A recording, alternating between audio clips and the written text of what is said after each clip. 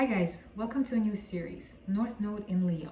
I'm wearing my golden blouse today because Leo is gold, Leo is the sun, Leo is shiny. So Leo is, here to be noticed. So before we dive into North Node in Leo, let's talk about your South Node in Aquarius. And here's how I understand South Node in Aquarius. There's two manifestations to it. That's how I see it.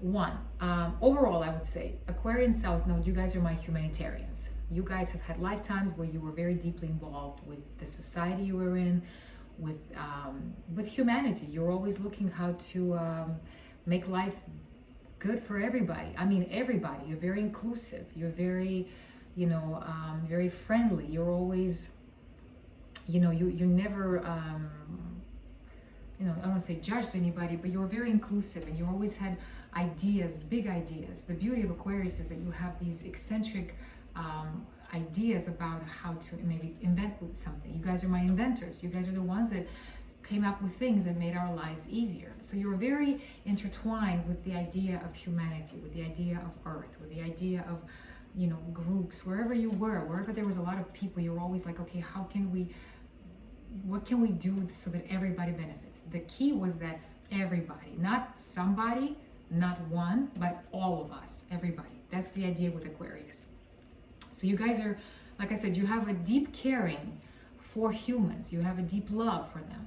But the downfall of that is that because you have so many lifetimes that you invested in humans and you basically lost yourself in order to contribute to humans, wherever you were, you always kind of put yourself on the back burner and said, okay, forget about me, forget about my desires.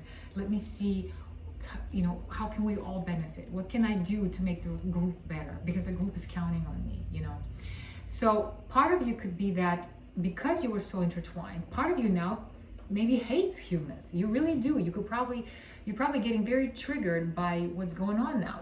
Like you're very triggered about Mother Earth, about the oceans, about the politics, about everything where there's division and there's abuse and then there's all that craziness. You get really triggered by that to the point where it makes you hate humans. The very people that you love, at the same time you hate them because you don't understand why can't they see what needs to be done so we can all be happy on this earth, so we don't destroy ourselves or whatever. So that's how you see it.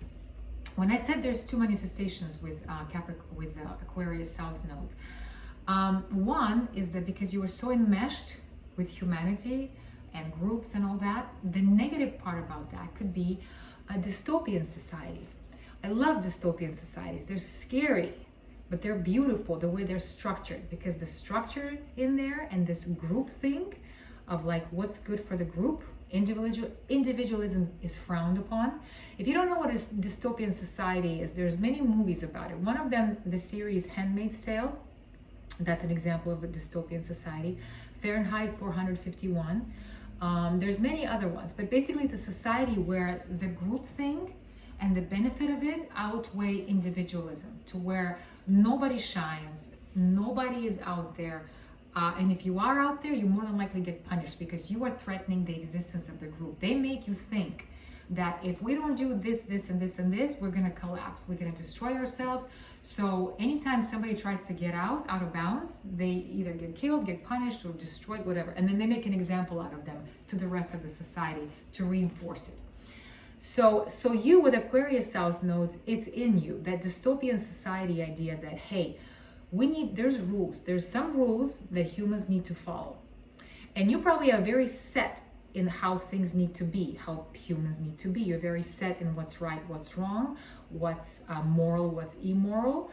Aquarius, in a dystopian society, there wasn't a lot of feeling. There isn't a lot of emotions. It's all kind of subdued, suppressed, and shut down, because emotional outbursts will lead to the destruction of our society. And if we want to exist here, we need to maintain that, even idea.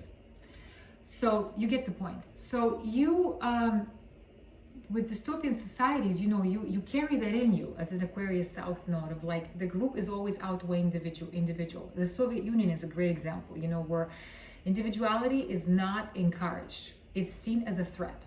The United States is more individualistic. So that's one manifestation, one negative idea of Aquarius South Node. So to this day, you could be very critical. You could be very critical about how things need to be, what needs to be done, because you're always thinking about the group. In your mind, there's that belief, limiting belief that, the group, how can, humans, wherever you are, you always kind of see everything as a group, as a structure, as a society, and you're like, this would be a threat to it. You're too loud. You are asking for too much attention. You need to tone it down. We all need to be even keel.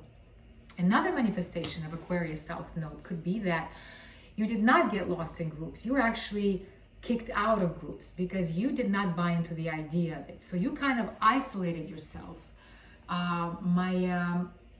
Back in the day, I would say my astrologers, whoever was, because Aquarius is intuitive in a sense. They get those brilliant ideas of that, information highway. They're so tuned to it. So maybe the ideas that you had were very threatening, once again, to the group. So you, instead of suppressing that within you and staying with the group, you said, fuck you guys, I'm out. And you kind of became that loner. So inside of you, there is that feeling of a loner, of like, I don't fit in here.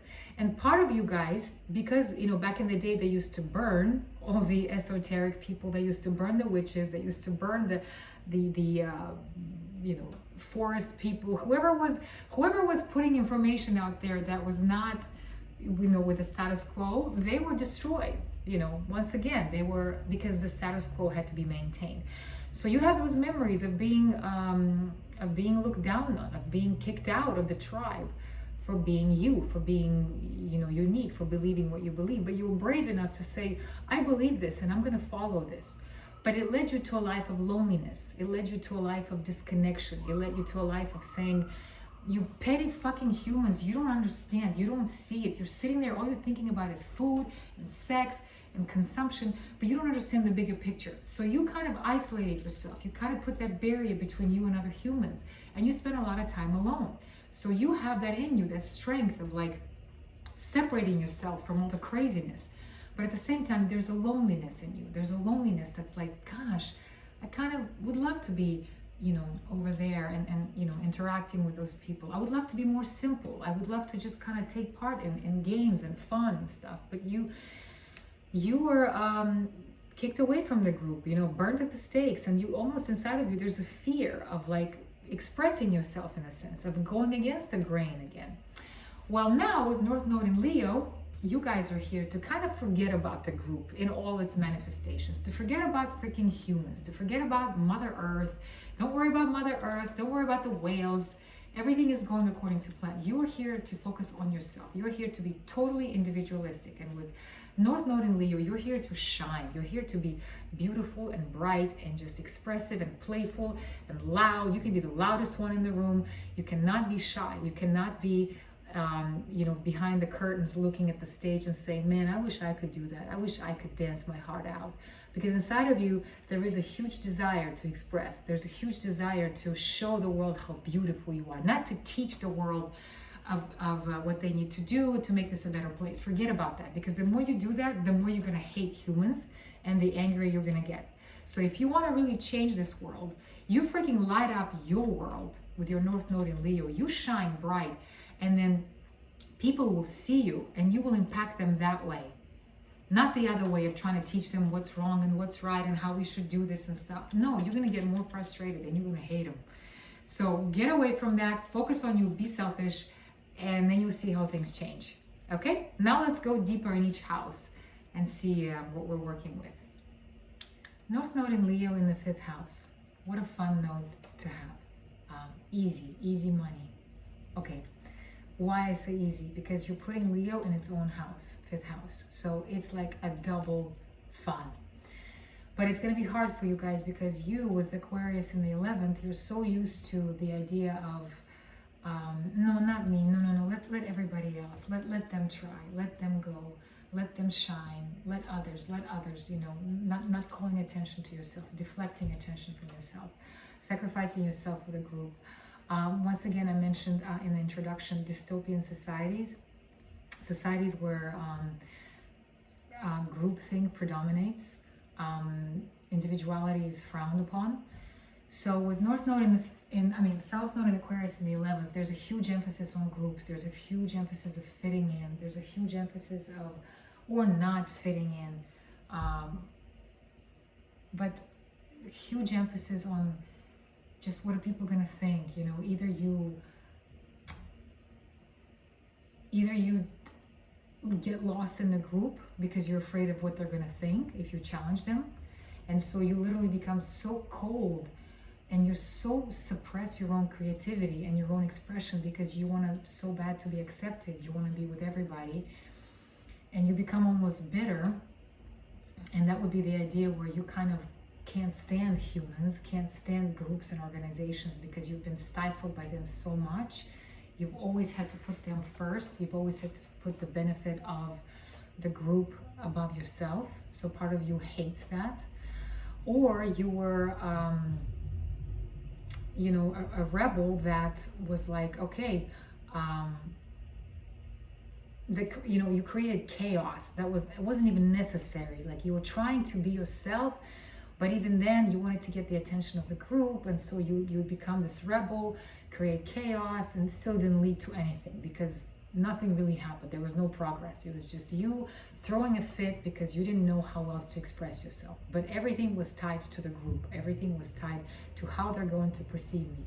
Are they going to like me, or are they going to hate me? But it was always around the group. You always put the group before anything else. And the group can be a tribe, group can be a country, you know, let's say you were,